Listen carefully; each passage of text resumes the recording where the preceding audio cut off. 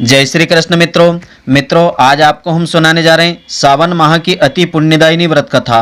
इस व्रत कथा को श्रद्धा पूर्वक श्रवण करने से अथवा पढ़ने से भगवान शिव की कृपा से समस्त पाप नष्ट हो जाते हैं। जो भी मनोकामना होती है वह पूर्ण हो जाती है। तो मित्रों, आप सभी का बहुत बहुत स्वागत है आपके अपने ही चैनल एस्ट्रो गुरुजी में। मित्रों, यदि आपने अभी तक हमारे चैनल को सब्सक्राइब यदि नहीं किया हो तो अभी सब्सक्राइब कर लें और बेल आइकन को अवश्य दबाएं, जिससे हमारे अगले आने वाले नए वीडियो की नोटिफिकेशन सबसे पहले आपके पास पहुंचे। आप नित्य नई नई ज्ञानवर्धक जानकारियां व नित्य का राशिफल हमारे चैनल से प्राप्त करते रहें। तो सनातन संस्कृति में सावन को भगवान शिव का प्रिय माह माना गया है, क्योंकि यह माह चातुर्मास में आता है और इस दौरान भगवान विष्णु जी योग निद्रा में होते हैं। ऐसे में सृष्टि का संचालन का पूरा भार भगवान शिव पर ही रहता है, जिसके चलते हर भक्त इस समय भगवान शिव को प्रसन्न करने के लिए पूरे माह उनकी पूजा आराधना में लगा रहता है। तो माना जाता है कि भगवान शिव अत्यंत भोले भंडारी है और अपने भक्तों पर तुरंत प्रसन्न होकर के उन्हें आशीर्वाद भी प्रदान करते हैं। ऐसे में इस माह में भगवान शिव द्वारा अपने भक्तों की मनोकामना तुरंत पूर्ण हो जाती है। तो धर्म ग्रंथों के अनुसार यदि आपकी कोई भी मनोकामना हो जो तमाम प्रयासों के बावजूद पूरी नहीं हो पा रही हो, जैसे कि कैरियर में सफलता नहीं मिलना या व्यक्तिगत जीवन में आपको किसी भी प्रकार की परेशानी हो या किसी भी प्रकार की समस्या का आपको सामना करना पड़ रहा हो, तो सावन के सोमवार का व्रत करके आप बताई गई विधि के अनुसार इस व्रत कथा का पाठ करें अथवा इसे श्रवण करें। तो माना जाता है कि सावन सोमवार के दिन अगर व्रत रख करके भगवान शिव जी की पूजा करके इस कथा का पाठ किया जाता है तो व्यक्ति की समस्त मनोकामना भगवान शिव की कृपा से पूर्ण हो जाती है। तो सावन सोमवार की महापुण्यदायिनी प्राचीन व्रत कथा इस प्रकार से है। प्राचीन काल में एक साहूकार था जो भगवान शिव की अत्यंत भक्ति किया करता था। उसके पास धन धान्य की किसी चीज की कोई कमी नहीं थी, लेकिन उसके यहाँ कोई संतान नहीं थी। वह इसी कामना को लेकर के रोजाना भगवान शिव के मंदिर में जाता था और दीपक जलाया करता था।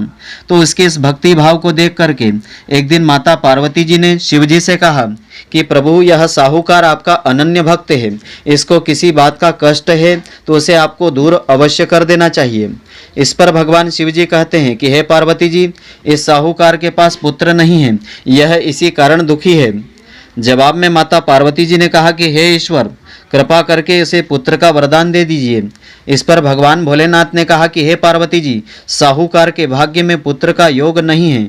ऐसे में अगर इसे पुत्र प्राप्ति का वरदान मिल भी गया तो वह केवल 12 वर्ष तक आयु तक ही जीवित रहेगा। इस पर माता पार्वती जी ने कहा कि हे प्रभु, आपको इस साहूकार को पुत्र का वरदान देना ही होगा, अन्यथा भक्त क्यों आपकी सेवा पूजा आराधना करेंगे। तो माता के बार बार कहने से भगवान भोलेनाथ ने साहूकार को पुत्र का वरदान तो दे दिया, लेकिन यह भी कहा कि वह केवल 12 वर्ष तक ही जीवित हो रहेगा। साहूकार यह सारी बातें सुनकर न तो ज़्यादा खुश हुआ न ही दुखी हुआ। वह पहले के ही समान भगवान भोलेनाथ की पूजा अर्चना करता रहा। उधर कुछ समय के बाद साहूकार की पत्नी गर्भवती हो गई और 9वें महीने में उसे सुंदर बालक की प्राप्ति हो गई। परिवार में खूब हर्षोल्लास मना गया, लेकिन साहूकार पहले की तरह भगवान शिव जी की पूजा करता रहा। उसने बालक की 12 वर्ष तक की आयु का जिक्र किसी से नहीं किया। जब बालक 11 वर्ष की आयु उसकी हो गई तो एक दिन साहूकार की सेठानी ने बालक के विवाह के लिए कहा, तो साहूकार ने कहा कि वह अभी बालक को पढ़ने के लिए काशी जी भेजेगा। इसके बाद उसने बालक के मामा जी को बुलवाया और कहा कि इसे काशी जी पढ़ाने के लिए ले जाओ और रास्ते में जिस भी स्थान पर रुकना हो वहाँ यज्ञ अनुष्ठान करते जाना और ब्राह्मणों को भोजन करवाते हुए आगे बढ़ जाना। काशी जाते समय बालक व उसके मामा जिस भी स्थान पर रुकते वहाँ पर यज्ञ व ब्राह्मणों को भोजन करवाते हुए जा रहे थे। तभी रास्ते में एक राजकुमारी का विवाह हो रहा था। इस राजकुमारी का जिससे विवाह होना था वह एक आंख से अंधा था। तो राजकुमारी के पिता ने जब अति सुंदर साहूकार के बेटे को देखा तो उनके मन में ख्याल आया, क्यों न इसे ही घोड़ी पर बिठा करके शादी के सारे कार्य संपन्न करवा लिए जाएं। तो उन्होंने बालक के मामा से बात करी और कहा कि इसके बदले में वह अथाह धन उनको देंगे। तब वह राजी भी हो गए। इसके बाद साहूकार का बेटा विवाह की वेदी पर बैठा और जब वह विवाह कार्य संपन्न हो गया तो जाने से पहले उसने राजकुमारी की चुनरी के पल्ले पर लिखा कि तेरा विवाह तो मेरे साथ हुआ है, लेकिन जिस राजकुमार के साथ तुम्हें भेजेंगे वह एक आंख से अंधा है। इसके बाद वह अपने मामा के साथ काशी जी के लिए चल पड़ा। उधर जब राजकुमारी ने अपनी चुनरी पर यह लिखा हुआ पाया तो उसने राजकुमार के साथ जाने से मना कर दिया। तो राजा ने अपनी पुत्री को बारात के साथ विदा नहीं किया और बारात वापस लौट आई।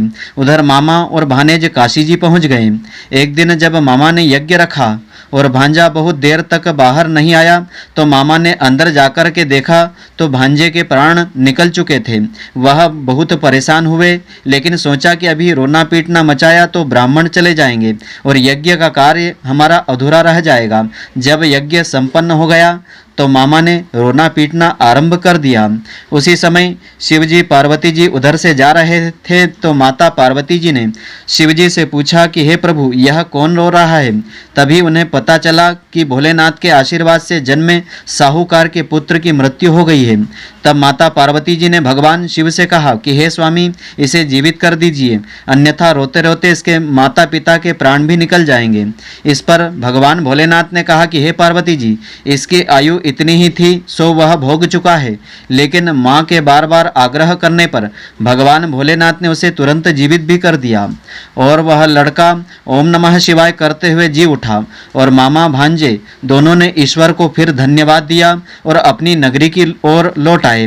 रास्ते में फिर वही नगर पड़ा जहाँ लड़के को घोड़ी पर बैठा करके राजकुमारी के साथ शादी के सारे कार्य संपन्न करवाए गए थे। यहाँ राजकुमारी ने उन्हें पहचान लिया। तब राजा ने राजकुमारी को साहूकार के बेटे के साथ बहुत सारे धन धान्य से विदा कर दिया। उधर साहूकार और उसकी पत्नी छत पर बैठे हुए थे।